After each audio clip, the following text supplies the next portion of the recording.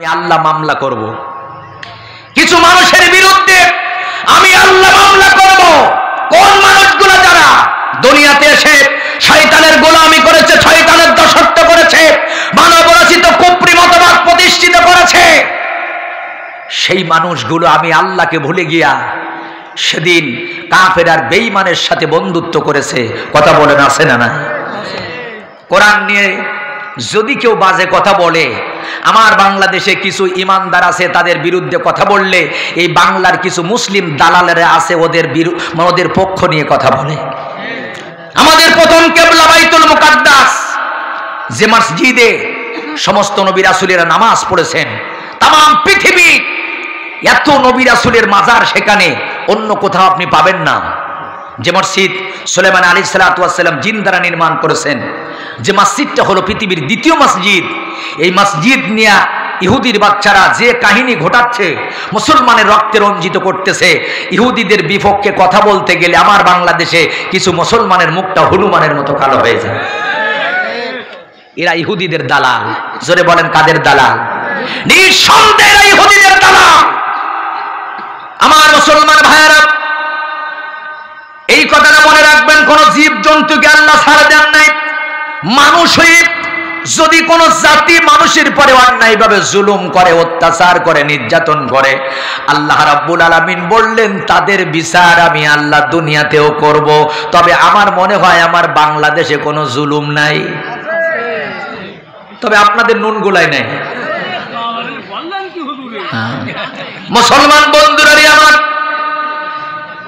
এবার কি বলেছেন শোনেন, নবীদের হাদিস শোনেন। আল্লাহর নবী বলেন, সাহাবীরা রে, যারা অন্যায়ভাবে মানুষের উপরে জুলুম করে এদের নাম হলো জালেম, আর যারা ধৈর্য ধরে এদের নাম হলো মাজলুম। এ আমার সাহাবীরা, মাজলুমের বদদোয়া থেকে বেঁচে থাকো, কারণ কোন মাজলুম যদি চোখের পানি ছেড়ে আল্লাহর কাছে দোয়া করে, ওই দোয়া আল্লাহর কাছে উঠে যায়, আল্লাহর দরবারে কোনো পর্দা থাকে না। নবীজি বলেছেন দুই শ্রেণী মানুষের শাস্তি মরণের আগেই তারা দেখতে পাবে। এক নাম্বার হলো যারা অন্যায়ভাবে আত্মীয়তার সম্পর্ক ছিন্ন করে, দুই নাম্বার হলো মানুষ হয়ে যারা মানুষের উপরে জুলুম করে। কথা বলো ঠিক কিনা? তবে নবীজি একটা মজার কথা বলেছেন। এই কথাটা কেন মজার, এজন্য বললাম, আল্লাহর নবী বলেছেন, এই দেখবেন আমার দেশে কিছু মানুষ আছে, দেখবেন চা খায়, চায়ের টেবিলে আর বলে আল্লাহ কি একটু দেখে না, একটু উলট পালট করে দিতে পারে না, এরকম বলে কিনা মাঝে মাঝে। তারপরে বলে যে যারা মানুষের উপর অত্যাচার করে, জুলুম করে, নির্যাতন করে, এদের তো কোনো রোগ শোক হয় না, এদের শরীর অসুস্থ হয় না, ভালো ভালো মানুষগুলো মারা যায়। এমন একটা কথা আছে কিনা? এই কথার জবাবটা আজকে আমার কাছ থেকে নেন। আল্লাহর নবী বলেছেন ১,৫০০ বছর আগে যারা মানুষের পরে বেশি বেশি জুলুম করবে, আল্লাহ পাক ওদের হায়াত লম্বা করে দিবে, আল্লাহ পাক ওদের লম্বা অবকাশ দিবে। সাহাবীরা বলেন, ইয়া রাসূলুল্লাহ কেন? নবীজি বললেন, এ কারণেই যারা মানুষের উপরে জুলুম করবে, অত্যাচার করবে, এদেরকে আল্লাহ লম্বা অবকাশ দিবে। কারণ আমার আল্লাহ চাই যে তুই কত অত্যাচার জুলুম করতে পারিস কর, আমি আল্লাহ ধরি ধরি ধরি না, ধরলে কিন্তু ছাড়ি না। আমি আল্লাহ ছাড় দেই, একেবারে ছেড়ে দেই না। এজন্য লম্বা অবকাশ আল্লাহ রাব্বুল আলামিন তাকে দিয়া থাকেন। এবার আপনারা বলেন তো, ফিরাউন জুলুমবাজ ছিল। আচ্ছা বলেন, ফিরাউনের হায়াতকাল কতদিন ছিল? ৬০০ বছর। সবাই বলেন কত বছর? ৬০০ বছর। কোনোদিন একটু সর্দি কাশিও কিতাবের ভিতরে আসছে, কোনোদিন একটু সর্দিও হয় না, জ্বরও হয় নাই। কারণ ফিরাউনের জুলুম কেমন ছিল জানেন? ছোট্ট করে বলি। মুসা আলাইহিস সালাতু ওয়াস সালাম লোহিত সাগরের পাশে গিয়ে দাঁড়ায় আছে, পিছন থেকে একজন বলে, হুজুর আজকে জীবন শেষ। আল্লাহর নবী বললেন, কাল্লা, এটা কখন হতে পারে না। ইন্না মাইয়া রব্বি সায়াদিন, আমাদের মাথার উপরে কে আছে? মনে করেছো কেহ নেই? মাথার উপরে আমার আল্লাহ আছে। এই কথা বলার সাথে সাথে আল্লাহ পাক বলেন, মুসা আনিদ্রিব বিআসাকাল বাহার, হাতের লাঠি দিয়ে একটা বাড়ি দাও। যেই না নদীতে বাড়ি মারছে, বলেন তো কয়টা রাস্তা হয়েছিল? 12টা রাস্তা হয়ে গেছে। মুসা আলাইহিস সালাতু ওয়াস সালাম এই রাস্তা দিয়ে যখন ওপারে চলে গেলেন, পানিগুলা বরফের মতো জাম হয়ে গেছে দুপাশে। আল্লাহর নবী মুসা চিন্তা করলো, ফিরাউন যদি এই রাস্তা দিয়ে আবার এপারে চলে আসে, উনি আস্তে করে হাতের লাঠি দিয়ে গুঁতো দিয়ে কয়, পানি জাম হওয়ার দরকার নেই, আগে যা ছিল এরকম হয়ে যাও। আল্লাহ রাব্বুল আলামিন বললেন অতরুকিল বাহরা রহওয়া ইন্নাহুম জুনদুম মুগরাকুন। ও মুসা গোতাগতি করো না, নাড়াচাড়া দিও না, যেভাবে আছে ওইভাবে থাক। ওই ফিরাউনের মারার দায়িত্ব আমি নিলাম, ওই পানি দিয়ে আমি আল্লাহর সুফায় মারবো। জোরে কোন ঠিক কিনা? শুধু আসতে দাও, পানির ভিতরে খেলা হবে। কি হবে? খেলা হবে। শুধু একবার আসতে দাও ফিরাউনলে পানির কাছে। ফিরাউন যখন পানির কাছে এসেছে, তাফসীরের ভিতরে আসছে একটা মুস্কি মুস্কি হাসি দিয়া কয় আলাইসা লি মুলকু মিসরা হাযিল আনহারু তাজরি মিন তাহতি। এই পানি না আমার হুকুম মানে, আমি যদি বলি ওই দিকে যা পানি সব চলে যাবে, যদি বলি আয় পানি আসবে। ফিরাউন বলতেছে তোরা আসবি আমি জানতাম, এজন্য আগের থেকে 12টা রাস্তা বানাই রাখছি। ও কি মুনিশি জাত ও আপনারা বলেন? মানে বাজেট করলো কি আর নাম সিতাইলো কি? ফিরাউন যখন আনন্দ ফুর্তি করতে করতে নদীর ভিতরে নেমে গেছে, সামনে তাকায় দেখে আর রাস্তা নাই, শুধু পানি আসতেছে। কি আসতেছে? ফিরাউন কয় জীবনে তো সোজা হলাম না, আজকে একটু সোজা হয়ে যায়। কয় আনামিনাল মুসলিমিন, আনামিনাল মুসলিমিন, আজকে মুসলমান হয়ে গেলাম, আজকে মুসলমান হয়ে গেলাম। কারে কয়? আল্লাহরে কয় আল্লাহ আনামিনাল মুসলিমিন, আজকের থেকে মুসলমান। আমানতু আন্নাহু লা ইলাহা ইল্লাল্লাযী আমানাত বিহি বনু ইসরাইল। বনি ইসরাইল যেভাবে ঈমান আনছে আল্লাহ আমিও আনলাম, আপনি ছাড়া কোনো মাবুদ নাই। তাফসীরের ভিতরে আসছে, আলেম ওলামা আছে তো ওনারা ভালো বোঝেন, তাফসীর ইবনে কাসিরের ভিতরে আসছে জিবরাইল একদিন আল্লাহ নবীকে বলেছিল ইয়া রাসূলুল্লাহ, ফিরাউন যখন লোহিত সাগরের ভিতর তওবা করতেছিল, আমি নাইল কাদানি ওর গালের ভিতরে ঢুকাই দিয়া মুখটা চেপে ধরলাম। সুবহানাল্লাহ বলেন। আল্লাহর নবী বললেন জিবরাইল ওর গালের ভিতরে নাইল কাদা পুরি দেওয়ার কি দরকার? জিবরাইল বলতেছিল ইয়া রাসূলুল্লাহ, ফিরাউন যেভাবে আল্লাহকে ডাকতেছিল, যেভাবে কাঁদতেছিল, তওবা করতেছিল, আমার ভয় হচ্ছিল আল্লাহ ওরে মাফ করে দেয় কিনা।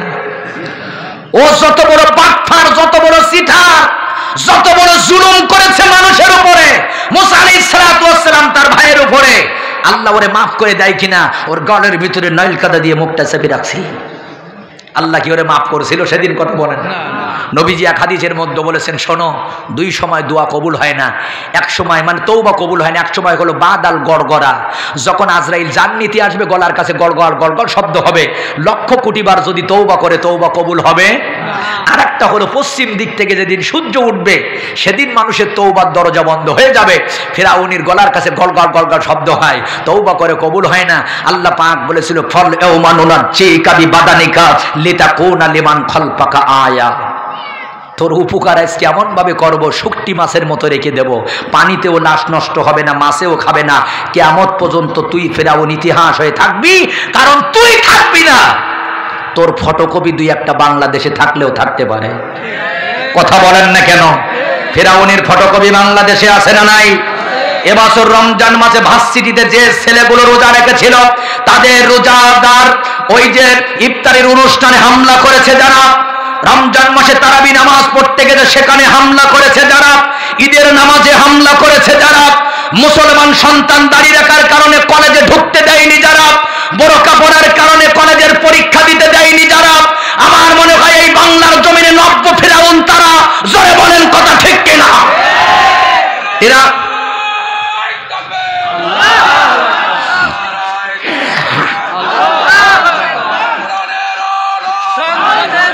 আমার মুসলমান বন্ধুগণ,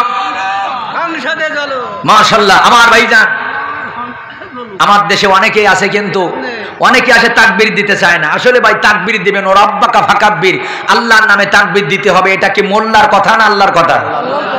আমি এক মাহফিলে এক সময় গেছিলাম, তো মাহফিলের সভাপতি সাহেব আমার গুতু দিয়ে কয় হুজুর আমাদের মাহফিলে সব বলবেন কিন্তু তাকবীর দেবেন না। আমি বললাম কেন? কয় উপরের চাপ আছে। কিসের চাপ বলেন তো? আমি বললাম সভাপতি সাহেব উপরের চাপ মানে তো আল্লাহ চাপ, উপরের চাপ মানে কার চাপ? আল্লাহ তোর গলা টিপি ধরে রাখিনি, এখন এ চাপ তো সহ্য করা যাবে। কয় না ওই চাপ আপনার দেওয়ার দরকার নেই। আমি বলেছিলাম শোনেন, মুসলিম সমাজে বসবাস করে মুসলমানের আইডি কার্ডে নাম নিয়া, রাসূলের সুন্নাত দাড়ি মুখে নিয়া, লম্বা জামা গায়ে দিয়া, রাসূলের সুন্নাত টুপি মাথায় দিয়া যে মুসলমান মুসলিম জাতি আল্লাহর নামে তাকবীর দিতে চায় না, আমার মনে হয় এরা প্রকৃত মুসলমান হতে পারে না। ঠিক কিনা বলো? এরা মুসলিম নয়। এজন্য তাকবীর যখন দিবে অবশ্যই আমাদেরকে তাকবীরের আওয়াজ দিতে হবে, কারণ মুসলমান তাকবীর দিলে মুসলমানের ইমানি পাওয়ার বেড়ে যায়। মুসলমানের অস্ত্র চাপাতি না, মুসলমানের অস্ত্র রামদানা, মুসলমানের অস্ত্র কিন্তু কামান না, মুসলমানের অস্ত্র গোলা বারুদ না, মুসলমানের একটি অস্ত্র হলো ইমানি শক্তি। নারায়ে তাকবীরের ধ্বনি আল্লাহু আকবার, জোরে বলুন কথা ঠিক কিনা? যে তাকবীরের ধ্বনিতে গৌর গোবিন্দ ময়দান ছেড়েছিল, যে তাকবীরের ধ্বনিতে আবু জেহেল ময়দান ছেড়েছিল, যে তাকবীরের ধ্বনিতে ফিরাউন ময়দান ছেড়েছিল, আজকে মুসলমান সেই তাকবীর যখন ভুলে যাবে, আল্লাহর কসম পদে পদে মুসলমান মার খাবে, তাতে কোনো সন্দেহ নাই। আপনাদের কষ্ট হবে না তো? আলোচনা কি চলবে না বন্ধ হবে? আমার বন্ধুগণ, তাহলে বোঝা গেল ফিরাউনকে আল্লাহ এভাবে কেন রেখেছিল, যে ফিরাউন তুই পৃথিবীতে থাকবি না, তোর ফটোকপি দুই একটা থাকতে। আবু জেহেল পৃথিবীতে নাই, আবু জেহেলের ফটোকপি আছে না নাই? ইয়াজিদ পৃথিবীতে নাই, ইয়াজিদের ফটোকপি আছে না নাই? অবশ্যই আছে। শোনেন, এই নুনগুলা বিশেষ করে লাবলু ভাই, এরপরে রানা ভাই, আমি সবার নাম জানি না ছেলেগুলা, এরা কোন মায়ের সন্তান? আল্লাহ লাগবে না, আল্লাহ এ পাশে আসো। হ্যাঁ, আল্লাহু আকবার। এই যে যুবক ছেলেরা আজকে এই কোরআনের মাহফিলের ব্যবস্থা করেছেন, আমি শুধু তাদেরকে বলবো, আমার রানা ভাইকে বলবো, লাবলু ভাইকে বলবো, আরো যে সৈনিকগুলো আছে তাদেরকে বলবো, শুধু বছরে একটা মাহফিল দিয়ে এটা কোরআনের খেদমত হবে না। বছরে একটা মাহফিল দিয়ে আপনার ইসলামী আন্দোলন প্রমাণ করতে পারবেন না। এই নুনগুলার যুবক ছেলেরা প্রতিজ্ঞা নিতে হবে, যদি ইয়াজিদ আবার নতুন করে মাথা ছাড়া দেয়, নুনগুলার মাটিতে যদি কোনো 90 ইয়াজিদ পয়দা হয়, হুসাইনের মতো সৈনিক হয়ে তোমাদের রুখে দাঁড়াতে হবে। জয় বলেন কথা ঠিক? হুসাইনের ভূমিকা এই নুনগুলার যুবকদের পালন করতে হবে, কোনো বাতিলের পরোয়া করা যাবে না। কোরআনের মাহফিল নিয়ে যদি ষড়যন্ত্র করে, ইসলাম ও মুসলমানদের যদি ষড়যন্ত্র করে, আপনাদের সামনে কোন আলেম যদি বেইজ্জতি হয়, কোন মসজিদের ইমাম যদি বেইজ্জতি হয়, প্রত্যেকটা মুমিন মুসলমানের ইমানি দায়িত্ব হলো এই বেঈমানদের বিরুদ্ধে কথা বলা। আমার বন্ধুগণ, বলতেছিলাম 5টা সূরা আল্লাহ রাসূলের সিয়ারা নষ্ট করে চুলদাড়ি পাকাইছে, মনে আছে? সূরা নাবার 40 নম্বর আয়াতে, এই আয়াতে জুলুম সম্পর্কে আল্লাহর নবী বলেছেন। এখানে আমি জুলুমের একটি উদাহরণ দিব, খুব খেয়াল করেন। এই কথাটা মনে রাখবেন, নারী হোক আর পুরুষ হোক, যারা মানুষের উপরে মানুষ জুলুম করবে, মরার আগেই শাস্তি পাবেই। তবে জুলুম এক প্রকার না, স্বামী স্ত্রীর উপরে জুলুম করে, স্ত্রীও স্বামীর উপরে। আমার বাংলাদেশে নারী নির্যাতনের বিচার আছে, পুরুষ নির্যাতনের বিচার আছে। এবার আপনারা বলেন, পুরুষ কি নির্যাতিত হয় না? কথা বলেন না কেন? অবশ্যই হয়। ছোট্ট একটি মাসুম বাচ্চা, ঘরের স্ত্রী যদি ছোট্ট মাসুম বাচ্চাকে রেখে আর একজনের হাত ধরে চলে যায়, বিশ্বাস করেন ওই স্বামীটা যে কত অসহায়, ওই স্বামীটার মনে যে কত কষ্ট, কাউকে বলতে পারে না। আল্লাহর কসম, কিছুদিন পরে কোলাঙ্গার নারীটা যখন আবার ফিরে এসে স্বামীর কাছে মাপ চায়, হয়তো ছোট্ট দুধের বাচ্চা মাসুম বাচ্চার দিকে তাকায়, স্বামী তাকে আবার ঘরে তুলে নেয়, সমাজের কিছু মানুষ তাকে ছোট করে দেখে। আমি বলবো, এই যে জুলুম সহ্য করলো, কিয়ামতের ময়দানে আল্লাহর আদালতে তার ইজ্জত বেড়ে যাবে। আর জুলুম করার কারণে স্ত্রী আল্লাহর কাঠগড়ায় দাঁড়াতে হবে। এজন্য আমার বাংলাদেশে আজকে হাজারো পুরুষেরা নির্যাতন হয়। কিছু নারী বলে, আমার বড় ভাই ওসি, মাঝি ভাই ডিসি, কিছু বলে যাক কাল সকাল 10টার আগে তোর নিছি। কথা বলেন না কেন? হ্যাঁ, কিছু মহিলারা এমন আছে। আমার বন্ধুগণ, আবার দেখবেন কিছু মসজিদ কমিটি আজকে ইমামদের উপরে জুলুম করতেছেন। কেন? এ কারণে জুলুম করতেছে। 1 কোটি টাকার মসজিদ, ইমামের বেতন 3,500 টাকা। ইমামের বেতন বর্তমানে 4,500 টাকা। এমন মসজিদ আমার বাংলাদেশে আছে না নাই? কেন? আল্লাহর কাছে কি জবাব দেবেন আপনি? আপনি কি জানেন না, ইমামের একটা বাচ্চা আছে, ওর জনম দুঃখিনী মা আছে, বাবা আছে, ঔষধ লাগে, তার সংসারের খরচ লাগে। অন্যায় ভাবে আপনারা ইমামকে মসজিদের ইমামতির দায়িত্ব দিয়া, মাদ্রাসার শিক্ষকতা বানায়া, যদি তার পরিবারের দিকে, সংসারের দিকে যদি আপনারা খোঁজ না রাখেন, 80,000 টাকা বেতন বাড়াইতে বাড়াইতে, ঘুষ খাইতে খাইতে আর এখন পেট হাতে পায় না, সেখানে কলেরা লাগে না, চোখে দেখে না। মসজিদের হুজুর যদি 500 টাকা বেতন বাড়াইতে বলে, হুজুরির চাকরি থাকে না। এ জবাব আপনি কার কাছে দিবেন? শিয়ার বাজারে হাজার হাজার কোটি টাকা লুট হয়, সেখানে তোমরা দেখো না। আর তোমাদের চোখ পড়ে কোথায়? মসজিদের ইমাম যদি একটা দামি পাঞ্জাবি গায়ে দেয়, কই হুজুররা পাঞ্জাবির দাম বাড়ায় দিস, সিটের দাম বাড়ায় দিস। ঠিক কিনা বলুন? এগুলা করবেন না, এগুলা বলবেন না, জুলুমের খাতায় আপনার নাম যাবে। সন্তানগুলা মা বাবার উপর জুলুম করে। কিছুদিন আগে বগুড়াতে 90 বছরের এক বাবা আম গাছে গলায় দড়ি দিল। পত্রিকাতে দেখে আমি চোখের পানি রাখতে পারি নাই। আল্লাহ, 90 বছর বয়সে একজন বাবা কেন গলায় দড়ি দেয়? প্রশাসন এসে যখন লাশটা নামাইছে, পাশের বাড়ির এক মহিলা এসে স্টেটমেন্ট দিল, আমরা কিছু জানি, ওনার একটা মাত্র ছেলে সন্তান, 3 মাস বয়সে তার মা মারা গেছে, ওর বাবা দ্বিতীয় বিবাহ করে নাই, লোকের বাড়ি ভিক্ষা করে করে ছেলেটাকে লেখাপড়া শিখাইয়া বিদেশে পাঠাইছে ইনকামের জন্য। সুন্দরী বউ, ভালোবাসার ফসল। 90 বছরের শ্বশুরকে আর এখন চোখে দেখতে পারে না। এমন কোনো দিন নাই অকথ্য ভাষায় গালাগালি করে না, মাঝে মাঝে দূরে শ্বশুরকে মারে। এ দৃশ্য আমরা দেখেছি। পুলিশ প্রশাসন লাশটা নামালেন আম গাছের থেকে। বন্ধুরা আমার, যখন গাছ থেকে পাঞ্জাবিটা খোলা হলো, কেমন করে আমি আপনাদের বলি, শরীরে এমন কোনো জায়গা নাই যেখানে লাঠির বাড়ি নাই। 90 বছরের একজন বাবা কত মার খেতে পারে আপনারা বলেন? শরীরের এমন কোনো জায়গা নাই যেখানে লাঠির বাড়ি নাই। আমার ভাইরা, ওই মেয়েটাকে রিমান্ডে দেওয়া হলো। 2 দিন পরে মেয়েটা স্বীকার করলো, শুধু আমি মারি নাই, ওনার ছেলে মারার জন্য মাস্তান ভাড়া করেছে, আমি তাদেরকে টাকা দিয়েছি। এ বাংলাদেশের মুসলমান, জনম দুঃখিনী মা বাবা যে কি জিনিস, সেই বাবাকে সন্তান মারার জন্য যখন মাস্তান ভাড়া করে, 90 বছরের বাবাকে যখন মেরে আম গাছে গলায় দড়ি দিয়ে টাঙায় দেয়, ওই বাংলার জমিনে 43 ডিগ্রি তাপ তো দূরের কথা, ভয় হয় কখন জানি 50 ডিগ্রি তাপ আমাদের পরে নাজিল হয়। জোরে বলুন ঠিক কিনা? ভয় হয়। এই জুলুম এখন বর্তমানে বাংলাদেশে চলতেছে। লক্ষ লক্ষ টাকার মালিক সন্তান, জনম দুঃখিনী মা যাকাতে শাড়ি পরে ঈদের দিন সকালবেলা, কোটি টাকার মালিক বাবার গায়ে ফেতরার টাকার পাঞ্জাবি। লজ্জা করে না? তোর মতো কুলাঙ্গার সন্তান সামনের কাতারে নামাজ পড়িস, বড় পদ নিয়ে বসে আছিস, আল্লাহর কাছে এর জবাব তোকে দিতে হবে। জোরে বলুন ঠিক কিনা? মুসলমান বন্ধুরা আমার, জুলুমের একটি ঘটনা বলে 2 নাম্বার সূরার ভিতরে ঢুকে যাব। হাজ্জাজ বিন ইউসুফ 1,20,000 মানুষ নিজে হাতে হত্যা করলেন। সর্বশেষ যাকে উনি মেরেছিলেন তার নাম ছিল হযরতে সাঈদ ইবনে জুবায়ের। নামটা মনে রেখেন, হযরতে, সবাই বলেন হযরতে সাঈদ ইবনে জুবায়ের রাদিয়াল্লাহু তাআলা আনহু, আল্লাহর নবীর একজন সাহাবী। আমার বন্ধুরা, ওনাকে যখন আনা হলো, আনার পরে হাজ্জাজ বিন ইউসুফ বলতেছে, বেটা তোর পূর্ণাঙ্গ নামটা কি একটু বলতো? তো উনি বললেন, আমার নাম হলো সাঈদ ইবনে জুবায়ের। মুস্কি হাসি দিয়ে বললেন যে না, আজকের থেকে তোর নাম থাকবে শাকি ইবনে কাসির। উনি বললেন, কেন, আমি কি অপরাধ করেছি? বলে, সাঈদ শব্দের অর্থ হলো সৌভাগ্য, আর শাকি মানে হলো দুর্ভাগ্য, সুতরাং তোর কপালে আজকে এত দুর্ভোগ, একটু পরে আমি তোকে জাহান্নামে পাঠাবো। উনি একটা মুস্কি হাসি দিয়ে বললেন, শোনো, তুমি আমাকে জাহান্নামে পাঠাইতে পারবা না। পারতে যদি আল্লাহ থেকে আমি তোমারে ক্ষমতাওয়ালা মনে করতাম। এ হাজ্জাজ বিন ইউসুফ, শুনে নাও, আল্লাহ থেকে আমি যদি তোমারে ক্ষমতাওয়ালা মনে করতাম, আমাকে তুমি সহজে জাহান্নামে পাঠাইতে পারতা।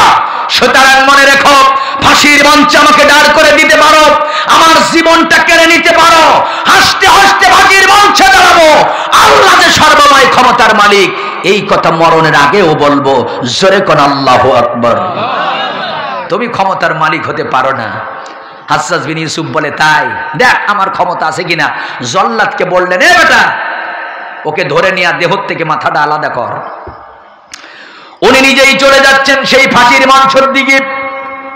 কিতাবের মধ্যে লিখি আল বিদায়া ওয়ান নিহায়া দলিল দিয়ে গেলাম। এই কিতাবের মধ্যে আছে 6-7 বছরের একটি বাচ্চা পিছন থেকে একটি ডাক দিলেন, আব্বু আমার দিকে একটা বার আপনি তাকান। সন্তান যদি পিছন থেকে ডাকে, এমন কোন বাবা নাই যে সন্তানের মায়ায় পড়ে না, প্রেমে পড়ে না। সেদিন সাঈদ ইবনে জুবায়ের অ্যাঙ্গেলে সন্তানের দিকে তাকাই বললেন, বাজান বাড়িতে যা, আর একটা বার বাবা বলে ডাক দিবি না, আমারে মায়ায় ফেলবি না, বাড়িতে যা। তোর বাবা 57টা বছর পৃথিবীতে বেঁচে আছে, 58 বছর যদি না বাঁচে ইসলামের কোনো ক্ষতি হবে না। তোর বাবা যদি আজকে মারা যায় মুসলমানের কোনো ক্ষতি হবে না। এ বাবা, আমি যদি জালেমের জুলুমের কাছে মাথা নত করি, জুলুম যদি মেনে নেই, স্বর্ণের অক্ষরে লেখা হয়ে যাবে মুসলমান বিপদে পড়লে কালেমা বিক্রি করে, মাঝে মাঝে মুনাফিকি হয়ে যায়। সুতরাং বাবা বাড়িতে যা, জান্নাতের মাঠে তোর আর আমার দেখা হবে, আর ডাক দিস না। মনে রাখ তোর বাবা জীবন দিয়া দিবে, বাতিলের কাছে মাথা নত করবে না, অন্যায়ভাবে ফাঁসির মঞ্চে দাঁড়াবে, রাষ্ট্রপতির কাছে জীবন ভিক্ষা চাইতে পারে না। জীবন ভিক্ষার মালিক কে? আর জোরে বলেন কে? কোন জীবন ভিক্ষা চাওয়া হবে না।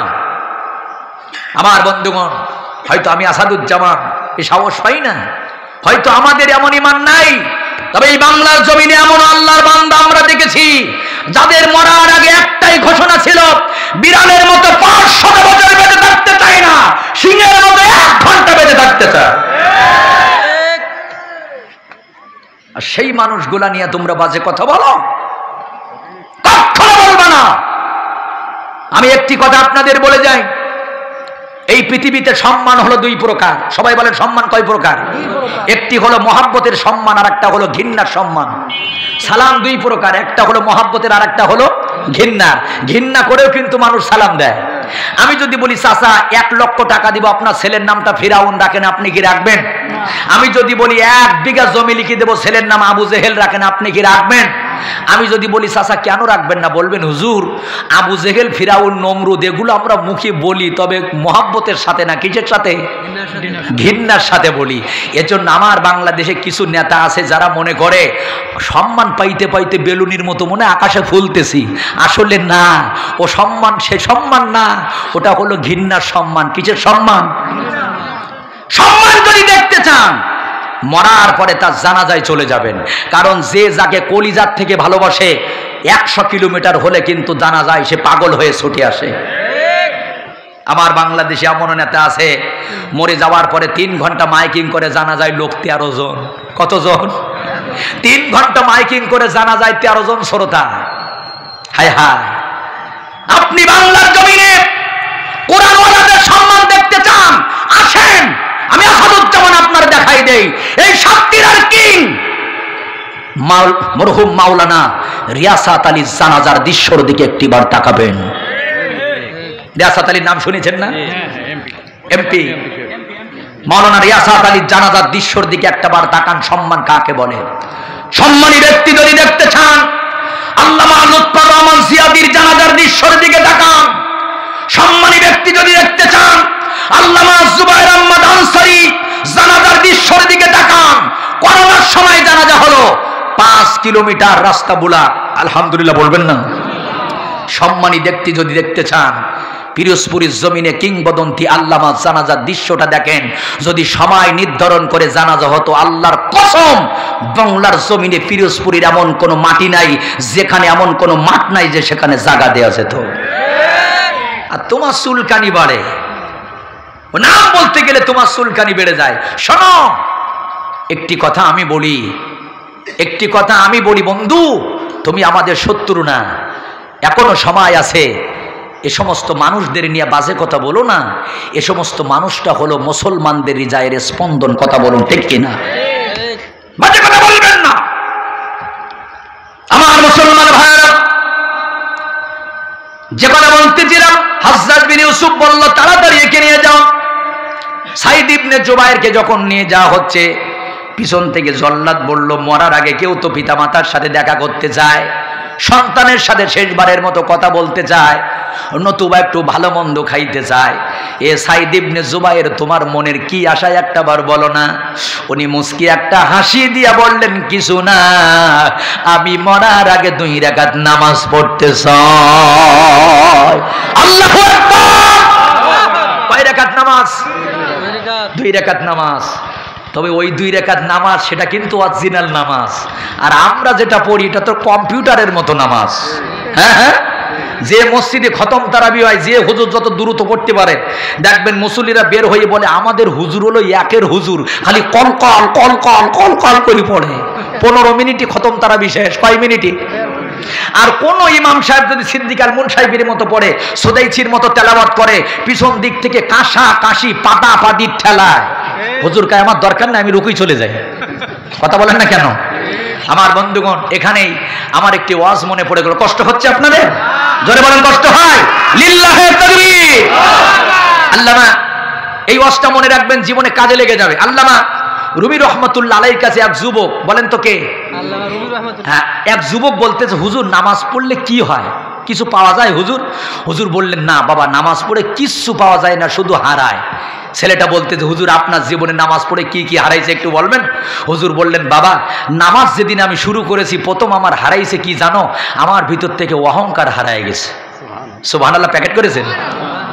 কারণ হুজুর বুঝাইতে চাচ্ছে যে নামাজ যতদিন পড়ি নাই ততদিন অহংকার ছিল। ইবলিস ধ্বংস হয়েছিল কিসের কারণে? অহংকারের কারণে। তাহলে যারা প্রকৃত নামাজি এদের কি অহংকার থাকতে পারে? আর আমরা 80 বছর নামাজ পড়লাম, এখনো ভ্যানওয়ালা দেখলে সালাম দেই না, রিক্সাওয়ালা দেখলে সালাম দেই না, নেতা দেখলে খালি ছাড় ছাড় করতে করতে মুখে ফেনা উঠে যায়। বোঝা গেল এই নামাজ তোমার এখনো হয় নাই। আল্লামা রুমি রহমাতুল্লাহ আলাইহি বললেন, নামাজ পড়ার পরে 2 নম্বরে হলো আমি গুনাহ করার মজা হারাই ফেলেছি। সুবহানাল্লাহ বলেন। কি করার মজা? আগে গুনাহ করতে মজা লাগতো, আর এখন গুনাহ করলে রাগ হয়। এবার 80 বছর 70 বছর আমরা নামাজ পড়েছি, এখনো গুনাহ বাংলাদেশে অনেক নামাজিরা আছে না নাই? অনেক মুরব্বী আছে, যে দোকানে টিভি নেই ও দোকানে চা ভালো লাগে না। কথা বলেন চাচা? যে দোকানের টিভি যত বড় ওই দোকানে ভিড় তত বড়। চাচা ওই দোকানে ঘন ঘন যায়, শাহরুখ খান লাগাও, শাহরুখ খান লাগাও। ওরে বুড়ো খাটাস, পাও না চশমা দিয়ে তুমি সিরিয়াল দেখো, তবে আপনাদের নুন গোলায় সিরিয়াল দেখার মতো কেউ নেই। কথা বলেন না কেন?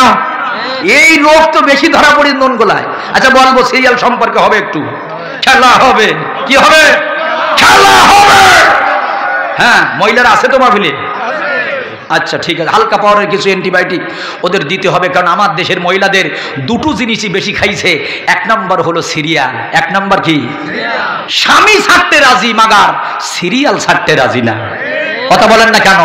প্রয়োজনে স্বামী তালাক দেবে, স্কিন ডিভাইডেড আর সুসপ্যান ছাড়তে রাজি না। মুসলমান বন্ধুরাই আমার, এজন্য বলতেছিলাম 2 নম্বর হলো গুনাহ করার মজা হারায় গেছে। তাহলে বোঝা গেল কোন নামাজি গুনাহ করলে তার রাগ হবে। আমার বন্ধুরা 3 নম্বর হলো, হুজুর বললেন 3 নম্বর হলো সম্পত্তির লোভ আমার হারায় গেছে। সুবহানাল্লাহ বলুন। কিসের লোভ হারায় গেছে? সম্পদের লোভ আর আমার এখন নেই। আর চাচা বর্ষাকাল যখন আসে তখন বোঝা যায় সম্পত্তির লোভ আছে কিনা। লোকের আইল কেটে কেটে টাক বের করে ফেলা। কথা কন, কথা কন। লোকের জমা জমির আইল কেটে কেটে ব্যাখ্যা করে, আর মসজিদে এসে কয় কাতা সোজা করে দাঁড়াও। চাচা মসজিদের কাতার সোজা করে, ঈদগার কাতার সোজা করে, আর লোকের আইল কেটে ব্যাখ্যা করে। এমন চাচা আপনাদের এলাকায় আছে না? না? কেমন করে ঘুমাও তুমি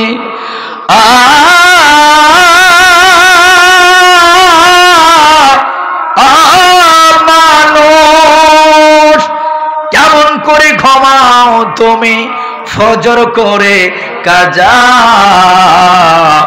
এমন তো হতে পারে তোমার জোহরে জানাজা, ঠিক কিনা? এমন তো হতে পারে তোমার জোহরে জানাজা।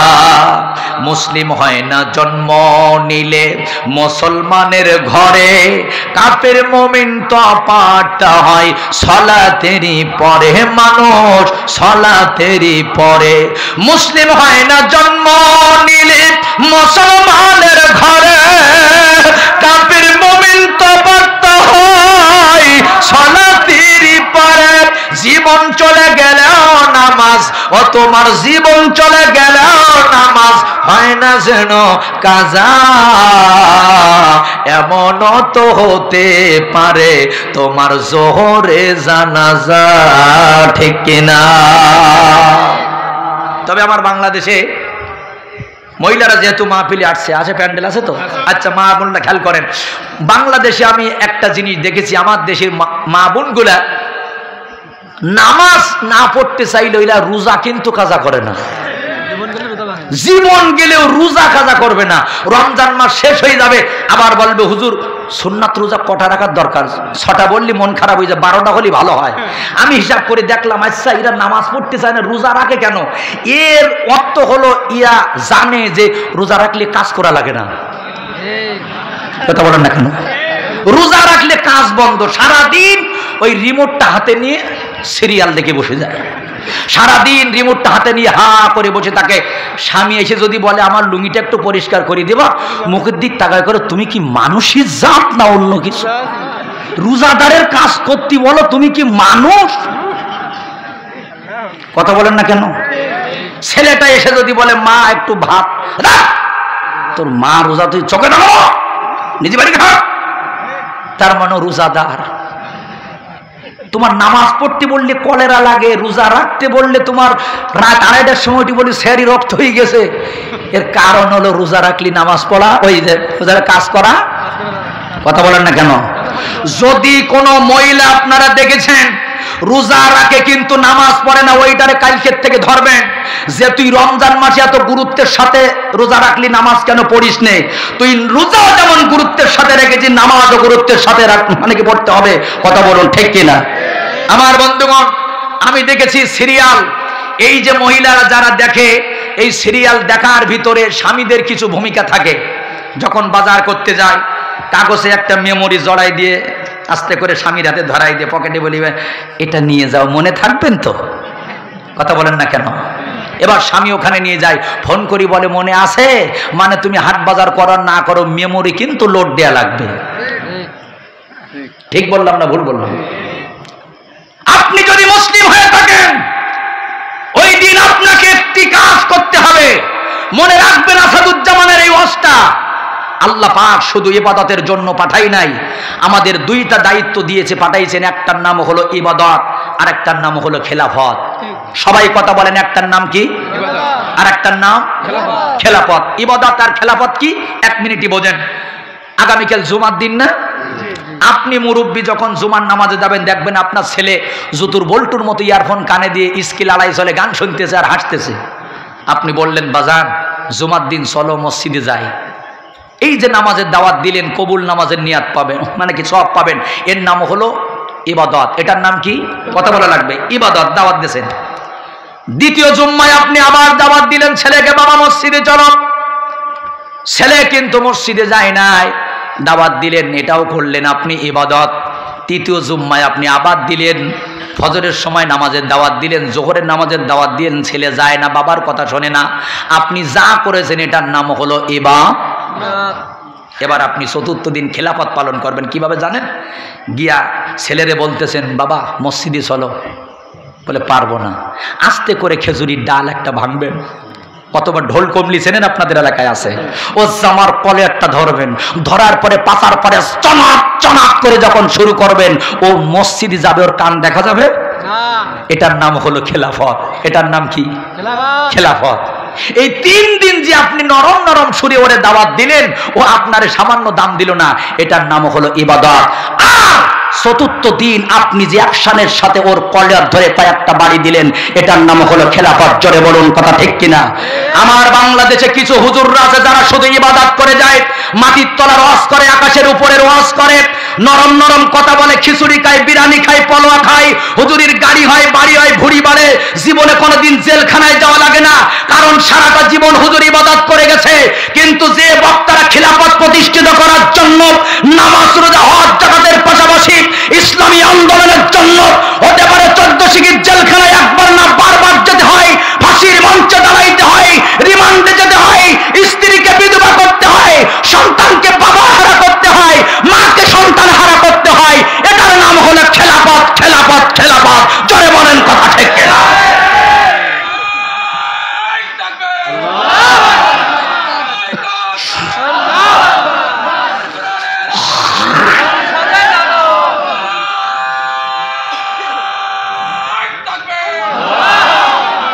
এই কিছুদিন আগে শ্যামনগরে মাহফিল করলাম।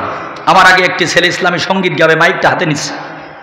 আমি বসে আছি স্টেজে, ছেলেটা ছোট মানুষ, গাচ্ছে, ছোট্ট করে কথাটা বলল, কোরআনের পাখি আস দিয়ে গেল ফাঁকি, ফিরে আর আসবে না যতবার ডাকি, ফিরে আর আসবে না যতবার ডাকি। এক নেতা উঠে মাইকটা কেড়ে নিল, বেটা বেয়াদব, কে সাহস দিয়েছে তোর এই গজল গাওয়ার? এর বাবার নাম কি? লিস্ট জমা দাও আমার কাছে। বলে রাজাকারের গজল বাংলাদেশে চলে না। আল্লাহি আমি সেদিন সহ্য করতে পারি নাই। আমি ওনার দিকে লক্ষ্য করে বললাম, আপনি মাইকটা নিলেন কেন? আপনি জানেন কার নামে এখানে গজল চলতেছিল? যার ওয়াজ শুনে আমি আসাদুজ্জামান হয়েছি, এটা তার নামেরই গজল। কথা বলুন ঠিক কিনা? এ বাংলাদেশের 95% বক্তা যাকে ফলো করে, যার ওয়াজ শুনে হাজারো বিধর্মীরা ইসলাম গ্রহণ করেছে, যার ওয়াজ শুনে হাজারো বেনামাজিরা নামাজি হয়েছে, যার ওয়াজ শুনে হাজারো বেপর্দা নারীরা পর্দা করেছে, এ বিশ্বের 57টা রাষ্ট্রে তাফসীর করেছে, বাইতুল্লাহ তার জন্য উন্মুক্ত হয়ে গেছে, ওই খানায়ে কাবার খিলাফ দিয়ে তার মাথার পাকড়ি বানানো হয়েছে। সেই কিংবদন্তি আল্লামার নামে আপনি বেয়াদবি করবেন। আজকের এখানে এই গজল শেষ হবে, তারপরে মাহফিল শুরু হবে। বলে আল্লাহু আকবার। শ্রোতা এবং বক্তা যখন প্রতিবাদ শুরু করেছে, আস্তে করে বিড়ালের মতো নেমে নিজেই নিজে স্টেজ থেকে চলে গেছে। এখনো সময় এসেছে মুসলমান, গর্জে ওঠো, হুঙ্কার দেওয়ার সময় এসে গেছে। কথা বলুন ঠিক কিনা? ভাইরা আমার, সাইদ ইবনে জুবাইর রাদিয়াল্লাহু তাআলা আনহুকে নিয়ে গেলেন। সাইদ মৃত্যুর জন্য প্রস্তুতি নিছে, মাথাটা উত্তর দিকে, পাটা দক্ষিণ দিকে। উনি একজন বিশ্ববরেণ্য মুফাসসির ছিলেন, মানে হাফিজুল হাদিস ছিলেন। উনি কি বললেন জানেন? কোরআন থেকে একখানা আয়াত পড়ে নিলেন মরার আগেই। উনি পড়তেছেন, ইন্নী ওয়াজ্জাহতু ওয়াজহিয়া লিল্লাযী ফাতারাস সামাওয়াতি ওয়াল আরদ। জোরে কোন আল্লাহু আকবার। ওই আল্লাহর দিকে মুখটা ফেরালাম যে আল্লাহ আসমানের মালিক, জমিনের মালিক। জোর করে তার মাথা পার দিকে, পাটা মুখের দিকে দেয়া হলো। উনি কোরআন থেকে ছোট্ট আর একটা আয়াত পড়লেন, ফাইনামা তুওয়াল্লু ফাসাম্মা ওয়াজহুল্লাহ। আল্লাহ পাক বলেছেন, বান্দা তুমি যেদিকে থাকো না কেন, আমি আল্লাহ তোমার সব দিকে আছি। সুবহানাল্লাহ বলবেন না?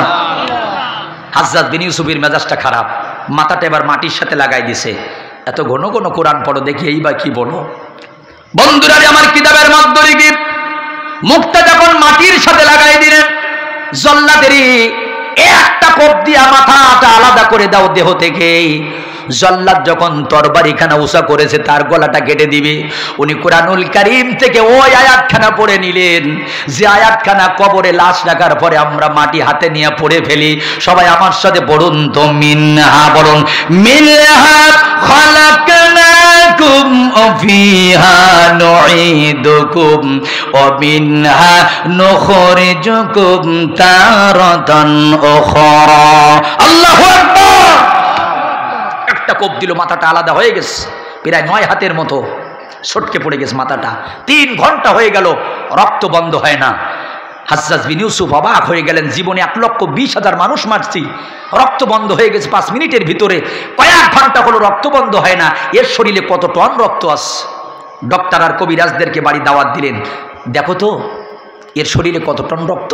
ওরা গবেষণা করেই একটি রিপোর্ট দিলেন, বাদশা কাকে মেরেছেন। আপনি জানেন মরার আগে কেউ যদি ভীত হয়ে যায়, ভয় পায়, ও রক্ত সঞ্চালনটা বন্ধ হয়ে যায়, তাড়াতাড়ি রক্ত জমাট বেঁধে যায়। যত ভয় পাবে রক্ত তাড়াতাড়ি জমাট বাঁধবে। কিন্তু আজকে যে মানুষকে আপনি মেরেছেন, আল্লাহর কসম পৃথিবীর কোনো মানুষের ভয় তার কলিজার মধ্যে নাই, একমাত্র আল্লাহর ভয়। আল্লাহু আকবার। এজন্য আমরা দেখেছি আল্লামাকে মরার আগে মুস্কি হাসি দিয়ে বাংলার মানুষকে পাগল করে চলে গেছে। সেই সুন্দর সাদা তাদের হাসি প্রতি রাত আমার মনে পড়ে। যখন ওই হাসিটা দেখি তখনই দেখো হৃদয় কান্দে, আল্লাহ এমন মানুষ তুমি বারবার এই পৃথিবীতে দাও, এমন মানুষ তুমি বারবার এই পৃথিবীতে দাও। মুসলমান বন্ধুরে আমার, যে কথা বলতেছিলাম, আল্লাহর হাবিব বলে মুসলমানেরা শুনে নাও, আল্লাহ রাব্বুল আলামিন বলেছেন যারা জুলুম করবে এই জুলুমের শাস্তি কিয়ামতের ময়দানে হবে, মরার আগেও। কথা বলেন, আগেও হবে। বর্তমানে ওই ঝিনাইদার এমপি আনোয়ারুল কারিম, আপনারা দেখছেন না, লাশের টুকরা, গোস্তের টুকরাও পাওয়া যাচ্ছে না। আমি অতটুকুন বলবো না, এতটুকুন কথা বলবো, আপনি যদি কোনো মায়ের চোখে এক ফোঁটা পানি ঝরাই থাকেন, কোনো নারীর চোখে স্বামীর বেদনায় এক ফোঁটা পানি ঝরাই থাকেন, আপনার সন্তানরাও একদিন ওইভাবে কাঁদবে, আপনার স্ত্রীও একদিন ওইভাবে কাঁদবে। কথা বলুন ঠিক কিনা? এই সামনে ঈদুল আজহা আসতেছে, ঈদের দিন সকালবেলা তার বাবা নতুন জামা পরায়, মা কপালে ছোঁয়া দিয়ে বলবে ঈদগায় নিয়ে যাও, আব্বার সাথে আঙুল ধরে ঈদগায় যাবে। আপনি কি জানেন বাবা মিথ্যা মামলায় জেলখানা বন্দি আছে? ওই বাড়িতে না বিরিয়ানির কোনো ঘেরান বেরো হবে না, ওই বাড়িতে না কোনো ভালো মন্দ রান্না হবে না, ওই নারীটার মাথায় ওদিন ভালো একটা শ্যাম্পু জড়বে না। ঈদগায় ময়দানে গিয়া ওই ছোট মাসুম বাচ্চাটা মুখের দিকে তাকাবে, আমার আব্বু যদি বাড়িতে থাকতো আমরাও ভালো ভালো খাইতে পারতাম। তুমি সামনের কাতারে নামাজ পড়ো, মসজিদের কাতারে যায় তুমি নিজের ইমানদার দাবি করো, তোমার মিথ্যা ষড়যন্ত্রের কানে কোনো আল্লাহর বান্দা যদি ওই জেলখানার ভিতরে ঈদের সময় থাকে, আল্লাহর কসম কোনো হজ নামাজ রোজা তোর জান্নাতে পাঠাইতে পারবে না। প্রত্যেকটা চোখের পানির জবাব তোর দেওয়া লাগবে।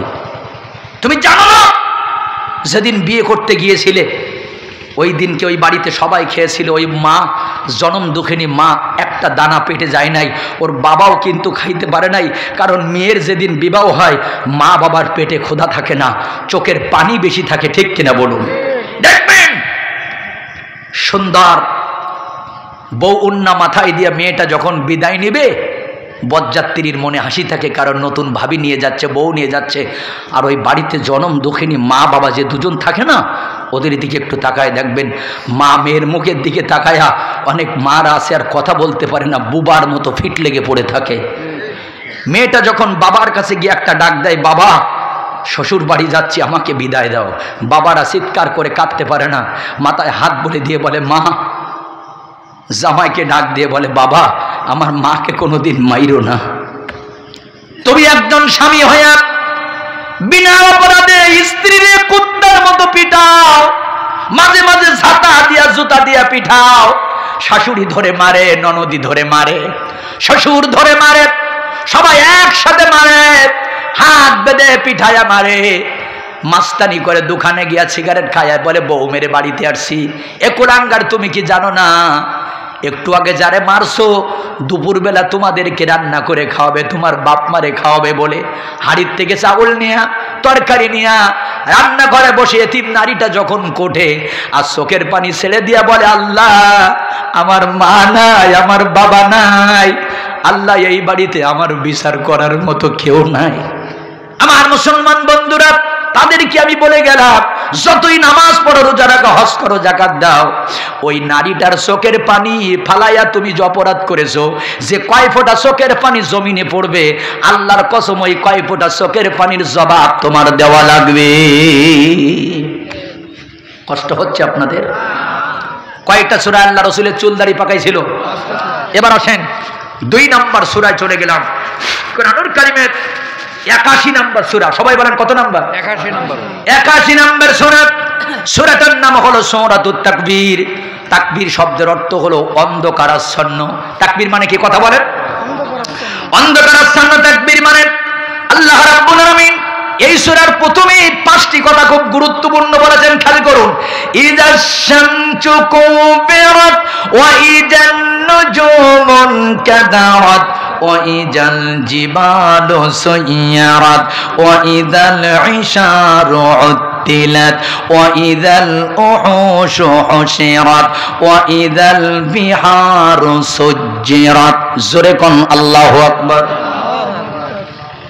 তাফসীরের ভিতরে আসছে যেদিন ইসরাফিল আলাইহিস সালাতু ওয়াস সালাম সিংহায় ফুঁক দিবে, ওদিন মানুষগুলো রাস্তাঘাটে থাকবে, দোকানে থাকবে, হঠাৎ করে ইযা শামসু কুবিরাত, সূর্যের কাছ থেকে আল্লাহ আলো কেড়ে নিবে। কি কেড়ে নিবে? আলো কেড়ে নিবে, অন্ধকার হয়ে যাবে একেবারে আমাবস্যার মতো। ওয়াইজান নুজুমুন কাদারাত, আকাশের তারকাগুলো ঝরঝর করে মাটিতে পড়তে থাকবে। ওয়াইজাল জিবালু সুয়্যিরাত, পাহাড়গুলো ক্ষমতা হারায়া তুলার মতো সেদিন উঠতে থাকবে বাতাসের সাথে। ওয়াইজাল উহুশু হুশিরাত ওয়াইজাল ইশারু উত্তিলাত ওয়াইজাল উহুশু হুশিরাত। এরপরে সম্পদ যেটা সবচেয়ে মূল্যবান, যেমন 10 মাসে গর্ভবতী উট, সেটাওকে তারা উপেক্ষা করবে, ওর দিকে আর খেয়াল থাকবে না। ওই জানে ইশারু উত্তিলাত, বন্য প্রাণীগুলো আল্লাহ একত্রিত করবেন। বাঘ ভাল্লুকগুলা সিংহগুলা জঙ্গল থেকে লুকালায় এসে জবান খুলে যাবে, মানুষদেরকে বলতে থাকবে, এ মানুষের আমাদের বাঁচাও, আমাদের আশ্রয় দাও। ওয়াইজাল ইশারু উত্তিলাত ওয়াইজাল বিহারু সুজ্জিরাত, সমুদ্রের ভিতরে আগুন জ্বালায় দিবে। কোন জায়গায় আগুন জ্বলবে? পেট্রোল লাগবে না, কেরাসিন তেল লাগবে না, সমুদ্রের ভিতরে আগুন জ্বলতে থাকবে। এইবার আমার মা বোনেরা এখানে একটু কানটা খাড়া করেন, খুব মনোযোগ দেন।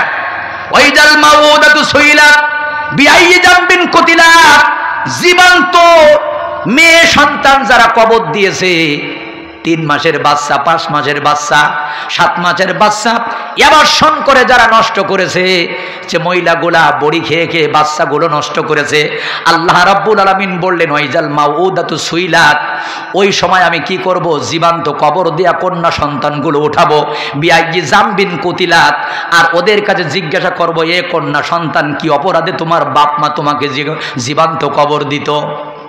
আয়ামে জাহিলিয়াতের যুগে সন্তান যদি ছেলে হতো, আনন্দ হতো, ফুর্তি হতো, নাচ গান হতো, আর যদি কন্যা সন্তান হতো, জীবন্ত কবর দিয়ে দিত। আমার বাংলাদেশে নতুন আয়ামে জাহিলিয়াত এখন দেখা যায়, ছেলে হওয়ার পরে 3 মণ জিলাপির অর্ডার, কিন্তু মেয়ে হওয়ার পরে মুখটা হনুমানের মতো কালো হয়ে যায়। আপনাদের এলাকায় মনে নেই? তবে মনে রাখবেন, আল্লাহ পাক যার ভালো চায়, আল্লাহ পাকে নবী বলেছেন, আল্লাহ পাক যার মঙ্গল চায়, সর্বপ্রথম তার ঘরে একটা কন্যা সন্তান দেয়। সুবহানাল্লাহ বলুন। সবার আগে কন্যা সন্তান যার, বড় ভাগ্যবান কপালটা তার। রাসূল বলেছেন, যার কন্যা সন্তান হয়, আসমান থেকে রহমতের দরজা সে খুলে নিয়ে আসে। মনে রাখবেন, লক্ষ টাকার ঋণ, এরপরে ব্যবসা বাণিজ্য ভালো না, কন্যা সন্তান এসেছে, তার বরকতে কোটি কোটি টাকার মালিক হয়ে গেছে, বাংলাদেশে প্রমাণ আছে। কিন্তু আমরা কি করি? মেয়ে হওয়ার পরে শুকরিয়া আদায় হয় না, ছেলে হওয়ার পরে দেখবেন কি পরিমাণ আনন্দর ভর্তি। কথা বলুন, ঠিক কিনা আমার বন্ধুরা? তবে হ্যাঁ, এই কথাটা আমার মা বোনদেরকে বলে গেলাম, আমার মারা, এই কাজটা আপনারা করবেন না। অনেক স্বামী আছে যারা স্ত্রীকে বাধ্য করে, বাচ্চা যদি নষ্ট না করো তোরে আমি তালাক দেব। বন্ধুরা আমার, এই কথা মনে রাখবেন, আয়ামে জাহিলিয়াতের সময় 3 ভাবে মানুষ, 3 ভাবে ওরা কন্যা সন্তানদেরকে জীবন্ত কবর দিত। 1 নম্বর হলো, মা যেদিন ডেলিভারি করবে, নিজে হাতে ঘরের ভিতরে একটা গর্ত করে রাখবে, যেই দেখবে কন্যা সন্তান, ওই মা রক্তমাখা অবস্থায় বাচ্চাটারে ওই মাটিতে পুঁতে ফেলাবে। 2 নম্বর হলো, 2.5 বছর পর্যন্ত দুধ পান করে, 2 বছর দুধ পান করার পরে যখন দুধ খাওয়া বন্ধ হবে, বাবা আর মা একসাথে মিলে একটা গর্ত করে মেয়েটাকে ওখানে জীবন্ত কবর দিয়া দিবে। 3 নম্বর হলো, তাফসীরের ভিতরে আছে, 6 থেকে 7 বছর যখন বয়স, মা বাবা চিনতে পারে, নানা নানি চিনতে পারে, মহাব্বত করতে পারে, হঠাৎ একদিন বাবা মেয়েকে লক্ষ্য করে বলবে, গোসল করায় সাজায় দাও, নানার বাড়ি নিয়ে যাব। আর বাচ্চারা সবচেয়ে খুশি হয় নানার বাড়ি, মামার বাড়ির কথা শুনলে, ঠিক কিনা বলুন? মেয়েটা বিশ্বস্ত কল বাবার কাছে যায়, তাফসীরের মধ্যে লেখে, জনমানবহীন ময়দানে নিয়া বাবা যখন মেয়েটার জীবন্ত কবর দিবে বলে গর্ত করতেছে, মেয়েরা কিন্তু মায়া একটু বেশি দেয়, যাদের মেয়ে আছে আপনারা জানেন। এবার মেয়েটা ওই গর্তের মাটি যখন বাবার মুখে লেগে যায়, গায়ে লেগে যায়, নিজের জামা দিয়া বাবার মুখটা পরিষ্কার করে। আমার আব্বুর কষ্ট হয়ে গেছে, আমার আব্বুর না শরীর ঘেমে যায়। জিজ্ঞাসা করে, আব্বু এখানে কি হবে? বলে, একটু পরে দেখতে বাবা। বন্ধুরা রে আমার, যেই না গর্ত শেষ হয়ে গেছে, মেয়েটাকে ডাক দিয়ে বলে, মা দেখো তো ভিতরে কি দেখা যায়। যেই মাথাটাও নিচে নামায়, ঠাস করে মাথাটা মাটিতে দিয়া ওই নরপশু বাবা জীবন্ত কবর দেওয়ার জন্য মাটিগুলা যখন দেয়, মেয়েটা ডেকে বলে, আব্বু আমি না তোমার মা, তুমি আমারে মাইরো না। তারপরে কি নরপশু নিজে হাতে জীবন্ত কবর দিয়ে বাড়িতে এসে আনন্দ করে, বাড়িতে যে ফুর্তি করে। এ মুসলমান, কেন বিশ্বনবী বলেছেন খায়রুল কুরুনি করনি, আমার যুগটা হলো স্বর্ণের যুগ। ওই জাহিলিয়াতের মানুষকে আল্লাহর নবী তাবিজ করে ভালো করে নাই, দোয়া করে ভালো করে নাই। আল্লাহর নবী কিন্তু, আল্লাহর কসম দিয়ে বললাম, জাদু করে ভালো করে নাই। আল্লাহর নবী তাদেরকে সংশোধন করেছিল কি দিয়া? কথা বলা লাগবে, কি দিয়া? কোরআন দিয়া সংশোধন করেছিল। মনে রাখবে, মধুর বোতল সব সময় যদি মুঠিটা লাগানো থাকে, জিব্বা দিয়ে বোতলে চাটাটাটি করবেন, মধুর ঘ্রাণ পাওয়া যাবে? এ বাংলাদেশে বিশ্বের সবচেয়ে শ্রেষ্ঠ হাফেজ আছে, 10 লক্ষ কোরআনের হাফেজ বর্তমানে বাংলাদেশে আছে। মাদ্রাসার অভাব নাই। শুধু এই আদর্শ দিয়ে ছাত্রদেরকে বড় করবেন না। ছাত্রদেরকে যখন আপনারা কোরআন সিনার ভিতরে দিবেন, এই এলাকার মানুষ বড় গর্বিত, এই এলাকার মানুষ সৌভাগ্যবান। এরা মাদ্রাসা করেছে, এরা যখন এই ছাত্রদেরকে লজিন দেয়, এরা যখন লজিনে যায়, কোরআন তেলাওয়াত করে, আশেপাশে কবরের আযাবগুলো মাফ হয়, পিতামাতার কবর আযাব আল্লাহ মাফ করে দেয়। তবে পাশাপাশি এই ছাত্রদেরকে শেখাবেন, শুধু কোরআন সিনার ভিতরে নিলে হবে না, এই কোরআন একদিন সংসদ পর্যন্ত পৌঁছাইতে হবে।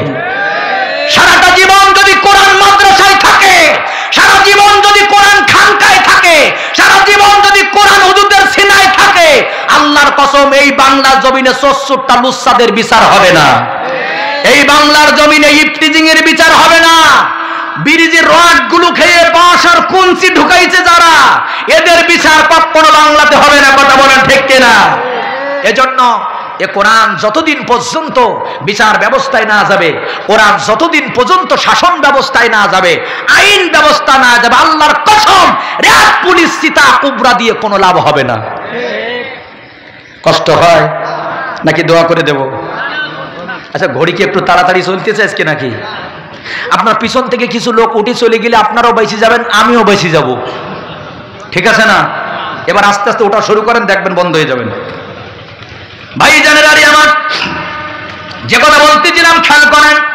তাহলে 2 নম্বর সূরার ভিতরে আমরা ঢুকে গেলাম আমার বন্ধুরা। সালাসাতুন আবগজুন নাসি সালাসা, আল্লাহর নবী বলেন 3 শ্রেণীর মানুষের উপরে গজব। সবাই বলেন কি গজব? গজব মানে কি জানেন? এই যে আজকে কিছু মানে সন্ধ্যার সময় যেভাবে গুড়ুম গুড়ুম ডাকা, ওটার নাম হলো রাত। ওটার নাম কি বলেন? সূরাতুর রাত। আমরা মনে করি কেউ বলে সরকা, কেউ বলে বাস, কেউ বলে ঠাডা। আপনাদের এলাকায় কি বলে? বাস বাস বাস, তবে ঠাডা বলে অনেক জায়গায়। এই যে বাস বলেন, সরকা বলেন, এই সম্পর্কে কোরআনে একটা সূরা আছে। এই সূরাটার নাম হলো সূরাতুর রাত। রাত শব্দের অর্থ হলো ঠাডা, মানে বজ্রের গর্জন। এই সূরার ভিতরে 13 নম্বর আয়াতে কারিমা যেদিন নাজিল হলো, রাসূল আকরাম সাল্লাল্লাহু আলাইহি সাল্লাম এলাকার এক নেতাকে বললেন যে যাও তো, এক সাহাবীকে বললেন আমার কাছে ডেকে আনো। যখন ওনাকে বলেছেন, উনি বললেন তোমার নবী পিতল দিয়ে বানানো নাকি লোহা দিয়ে বানানো, যে আমার তার কাছে যাওয়া লাগবে, পারলে সেজন্য আমার কাছে আসে। নবীজি একটা কথা 3 বার বলেন, 3 বার গেলেন তার বাড়িতে গিয়া বলো সেজন্য আমার কাছে আসে। সেই অ্যাকশন দিয়ে বললেন যে আমি তার কাছে যাব কেন, পারলে মুহাম্মদ সাল্লাল্লাহু আলাইহি ওয়াসাল্লাম আমার কাছে আসবে। সে কি দিয়ে বানানো? 3 বার যাই বলেছে, তাফসীরের ভিতর আছে পটাক করে আসমান থেকে তার মাথায় ঠাডা পড়ে তার মাথাটা শূন্য বিষণ্ণ হয়ে গেছে। জোরে বলুন সুবহানাল্লাহ।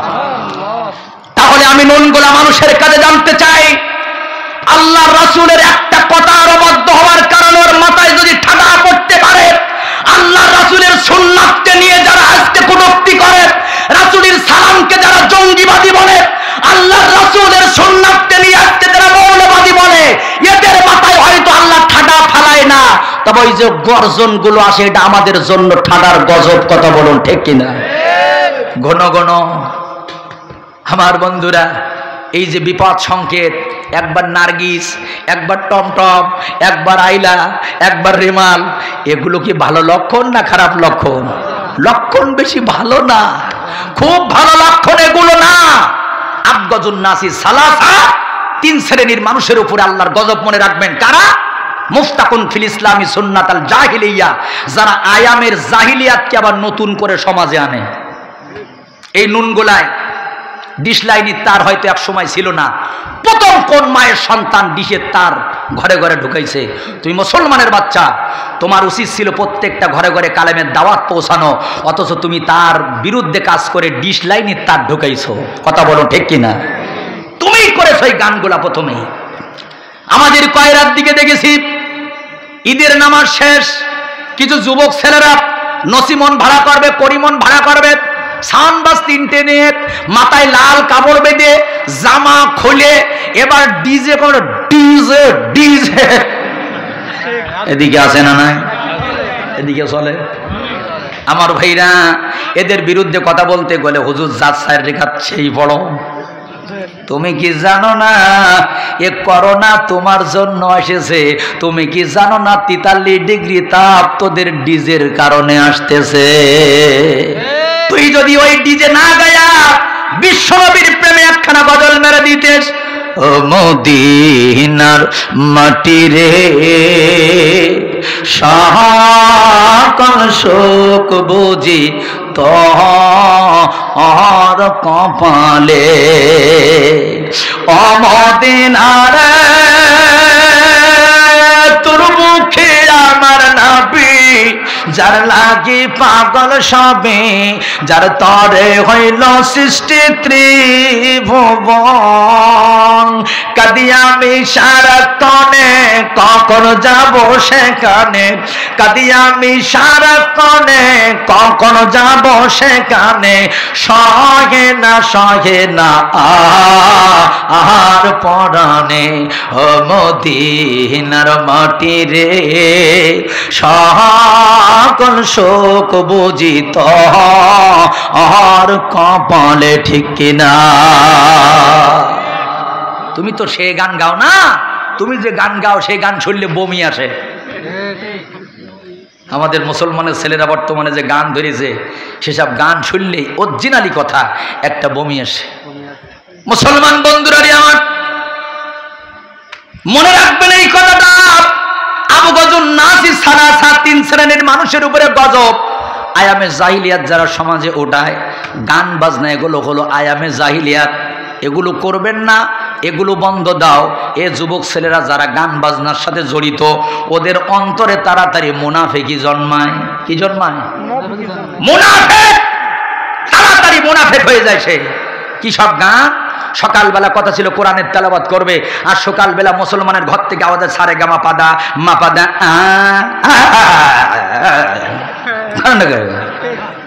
কি গানের জাতে আপনারা বলেন? সারে গামা পাদা মা পাদা মা পাদা, পাদাইতে পাদাইতে তো আজকে সব শেষ। যদি পারো ওই হিন্দুর সন্তান নকুল কুমার বিশ্বাস যেটা বলে গেছে সেইটা একটু করে দেখাও। সুন্দর করে বলেছেন, কোরআন হলো এই দুনিয়ার জীবন্ত গ্রন্থ, তুমি প্রশ্ন করা উত্তর পাবে এমন প্রাণবন্ধু।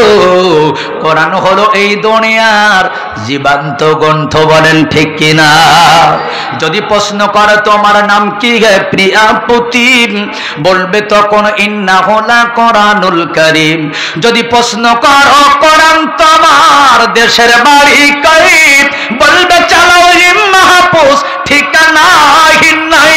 বলো দুনিয়াতে আছে কয়টা এমন মধুর মন্ত্র? কোরআন হলো এই দুনিয়ার জীবন্ত গ্রন্থ, বলুন ঠিক কিনা? 2 নম্বর হলো বেপর্দা, এটা আয়ামে জাহিলিয়াত। বেপর্দা হুজুর ঠিক কিনা? বেপর্দা এটা আয়ামে কি? তবে আমার বাংলাদেশে কোনো বেপর্দা নারী নেই। আছে চাচা? আপনাদের এলাকায় কি 2-1টা আছে? স্কিন ডিভাইডেড পরে মোটরসাইকেলের 2 পায়ে ঠ্যাং দিয়ে যখন সামনেরটা জড়ায় ধরে একসাথে চলে যায়, মনে হয় যেন 2 ভাই রাস্তা দিয়ে যাচ্ছে। সালাম দিয়ে তাকাই দেখবেন মাইকি লোক, দূর আকারে সালাম দিলাম। লেডিস না জন্ডিস চেনা যায় না, ঠিক কিনা বলেন? মনে রাখবেন, যেদিন থেকে ওরা হয়েছে আগলা, ওই দিন থেকে আমার দেশের সোনার ছেলেগুলো হয়ে গেছে পাগলা। কোন ইবাদত রাত দিন 24 ঘন্টা ফরজ নাই। নামাজ 5 ওয়াক্ত, রোজা বছরে একবার, হজ জীবনে একবার, যাকাত টাকা হলে, রাত দিন 24 ঘন্টায় একটা ইবাদত ফরজ। এটা হলো মহিলাদের পর্দা। এটা কি? রাতের বেলা যেমন ফরজ, দিনের বেলা তেমন ফরজ। মহিলাদের শুধু ফরজ না, গোসল করার পরে ভিজা কাপড়গুলো ভিতরে নাড়ি দিতে হবে, সেটাও ফরজ। মুসলমানের মেয়েদের জন্য পাতলা কোনো কাপড় পরা শরিয়াতে হারাম। মহিলারা সব সময় মোটা কাপড় পরবে, আর আমাদের মহিলাদের অন্তরে এমন কলেরা, এমন পাতলা কাপড় পরব ওপর থেকে যেন ভিতরের কাপড়টাও দেখা যায়। কথা বলেন না কেন ভাই? জানেন আমার, খুব খেয়াল করে মনে রাখবেন, কোন পুকুরি ছেলা কিন্তু টাকা দিয়ে বিক্রি হয় না। লজ্জাপতি গাছ বিক্রি হয় কিনা? কারণ ওই গাছের সম্মান বেড়ে গেছে লজ্জা পাওয়ার কারণে। লজ্জাপতি গাছের দাম কেন বেড়ে গেল মা?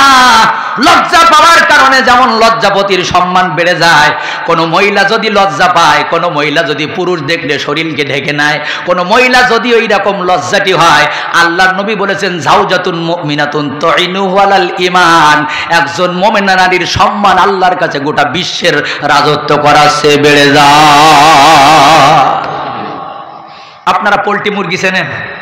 দেশি মুরগি দেখবেন, পোল্ট্রি মুরগি আর দেশি মুরগি আপনাদের এই রাস্তার পরে ছেড়ে দেবেন একটা এইখানে, যেটা দেশি মুরগিও কিন্তু লজ্জাটি মুরগি, ছেড়ে দিলেই সনাত করে দৌড় মারে, ওর কেউ তাড়াই ধরতে পারে না, কারণ ওগুলো লজ্জাটি মুরগি, ও মানুষ দেখলে পালায়। আর যেটা পোল্ট্রি মুরগি ওটারে ছেড়ে দেবেন, এত বেলজ্জাতি, ও দেখবেন মানুষের পাশে গিয়ে খালি ঘুরঘুর ঘুরঘুর করে ঘুরতে থাকবে, কারণ হলো বেলজ্জাতি মুরগি। ঠিক কিনা বলুন? আমার দেশের কিছু মহিলারা আছে লজ্জাটি মহিলারা, এরা রাস্তায় আসে কিন্তু পুরুষ দেখলে সনাত করে দৌড় মারে, পর্দা দিয়ে ঢেকে রাখে, নিজেরে মানে কি আগলায় না, নিজেরে কি করে গোপন করে রাখে। এরা হলো দেশি মুরগির মতো লজ্জাটি মহিলা। আর কিছু আছে পোল্ট্রি মুরগির মতো বেলজ্জাতি মহিলা, পুরুষ মানুষ যেখানে ও দেখবেন সেখানে যেই ঘুরঘুর ঘুরঘুর করে ঘুরতে থাকে। ভাই রাত 1টা বেজে গেছে, এবার দোয়া করে দিচ্ছি, এবার দোয়া করে দিই। এসে তা আপনারা যাবেন না, বাড়ি টাড়ি যাবেন না নাকি? না, আর সর্বোচ্চ 5 মিনিট ছেড়ে দিচ্ছি, চলেন। ইয়ে কোন এলাকায় ওয়াজ করতে আসলাম আল্লাহ। আচ্ছা ঠিক আছে, 10 মিনিটের ভিতরে ক্লিয়ার। এইবার বসেন, খেলা হবে। কি হবে? জোরে বলেন, খেলা হবে।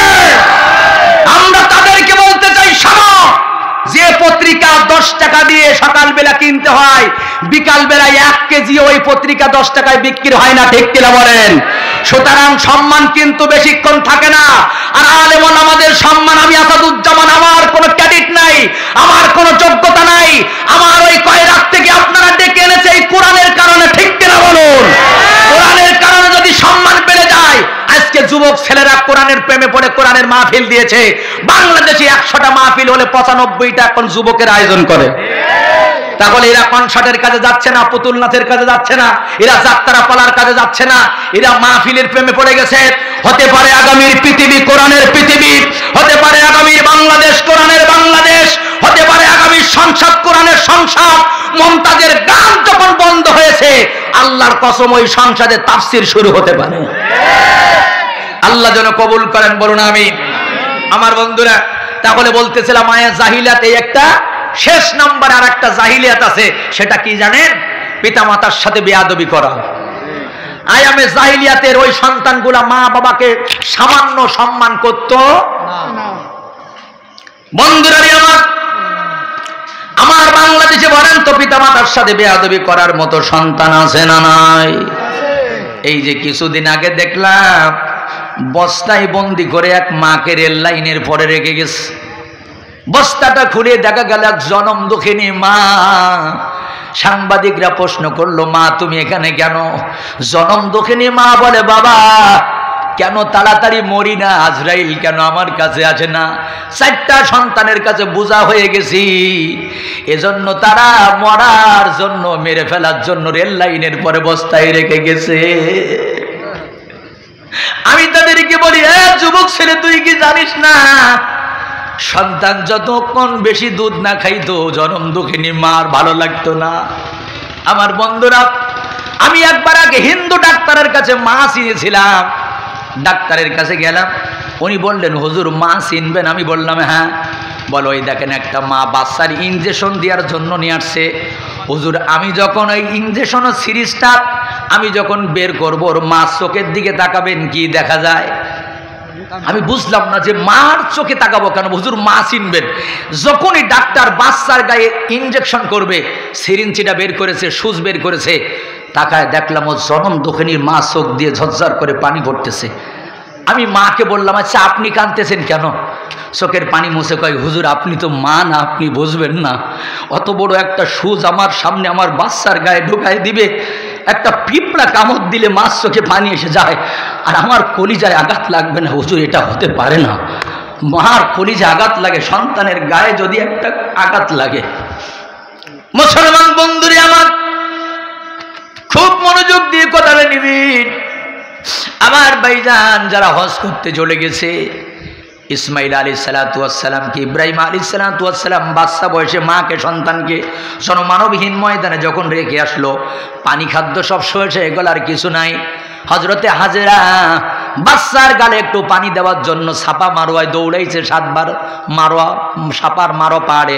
আল্লাহ বলে, জিবরাইল রে দেখ, এক জনম দুঃখিনী মা বাচ্চার গালে একটু পানি দেওয়ার জন্য 7 বার দৌড়াইছে। জিবরাইল, কিয়ামত পর্যন্ত কোন সন্তান যদি হজ করতে আসে বাইতুল্লাহ, ওই হাজেরার মতো 7 বার দৌড়ায় আমাকে দেখাবে, তারপরে হজ কবুল হবে।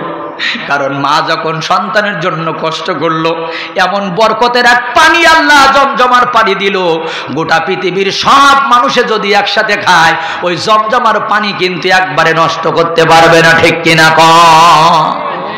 এ যুবক ছেলেরা, যারা মার ভাত বন্ধ করে দিয়েছো, জীবনে খুব বেশি সমস্যায় পড়ে যাবে একদিন। যারা বাবার ভাত বন্ধ করেছো, সমস্যায় পড়ে যাবা। এখনো সময় আছে, শুনে নাও। ইনকাম করবা আর মনে মনে নিয়াত করবা, আমার এই টাকা দিয়ে আমার জনম দুঃখিনী মা খাবে, আমার আব্বা খাবে, পোশাকা দিয়ে আমার বাপ মারে কিনে দেব। এমন নিয়াত নিয়া যখন তুমি ইনকাম করবা, আল্লাহর কসম দিয়া বলি, এ পৃথিবীর সব যদি দুর্ভিক্ষ দেখা দেয়, যে সন্তানটা মা বাবার জন্য শরীরের রক্ত পানি করবে, মাথার ঘাম পায়ে ফেলে ইনকাম করবে, ওই সন্তানের সংসারে জীবনে কোনোদিন অভাব দেখা দিবে না। মায়ের একদের দুধের দাম কাঠিয়া গায়ের চা, পাপুজ বানাইলে হরিণের সৎ হবে না, এমন দরদি ভাবি কেউ হবে না আমার মা গো। এই গত 3 দিন আগে আমাদের কয়রাতে 5 জন বন্ধু, আপনারা অনেকে ফেসবুকে দেখেছেন, 5 জন বন্ধু মিলে এক বন্ধুকে হত্যা করেছে। অপরাধ হলো তার কাছে 2 লক্ষ টাকা ছিল, বন্ধুদেরকে হত্যা করে ফেলেছে 5 দিন আগে।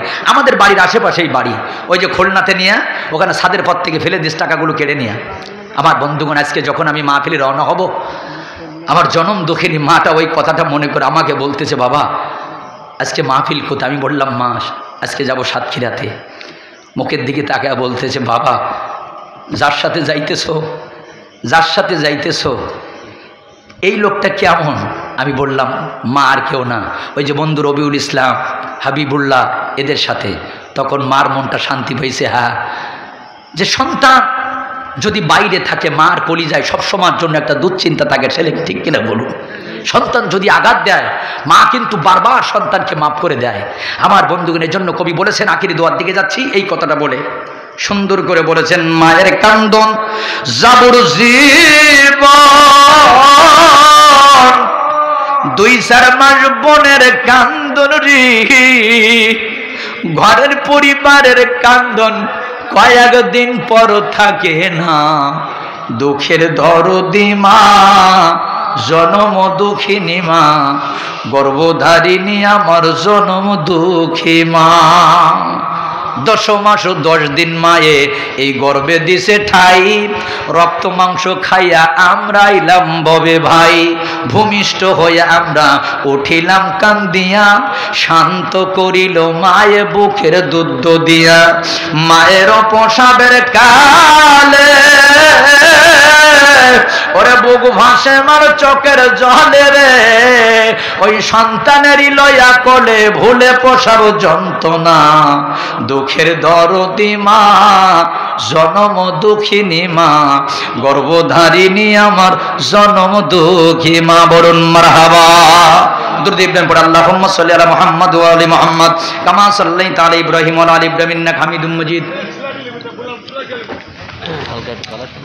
কালেকশন আছে? আচ্ছা ভাইজান, আমি দেখলাম আপনারা চাতক পাখির মতো বসে আছেন।